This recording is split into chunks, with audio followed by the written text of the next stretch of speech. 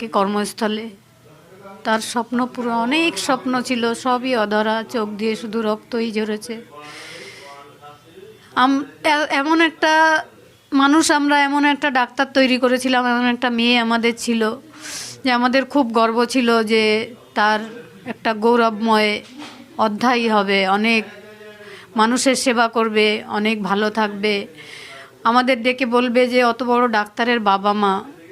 সেইখানে যখন আমরা শুনি নির্যাতিতার বাবা মা, এটা শুনতেই খুব কষ্ট হয়।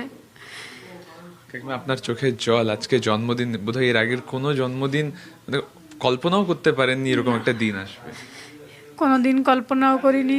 গত বছরও ও সকালে ডিউটি বেরিয়ে গেছিল, সেই এমবিবিএস চান্স পাওয়ার পর থেকেই ওর জন্মদিনে ও বাড়িতে থাকে না, ওর কলেজে জন্মদিন পালন হতো, তারপরে এমবিবিএস পাশের পরে যেখানে ওর কর্মস্থল সেখানেই ওর জন্মদিন পালন হতো। তারপর এমডি চান্স পাওয়ার পরে 2 বছর আরজি করেই ওর জন্মদিন পালন হতো। আমি বাড়িতে গুড়ের পায়েস খেতে খুব পছন্দ করতো আমার হাতে। আমাকে সেদিন ছুটিই দিয়ে রাখতো পরবর্তী আগে আমি রান্না করে দিতাম যে যা ভালো খাবে, কিন্তু পরে আমাকে বলতো মা তোমার ছুটি, তুমি শুধু আমাকে পায়েসটাই রান্না করে দেবে আর আমি বাড়িতে এসে খাবার অর্ডার করব।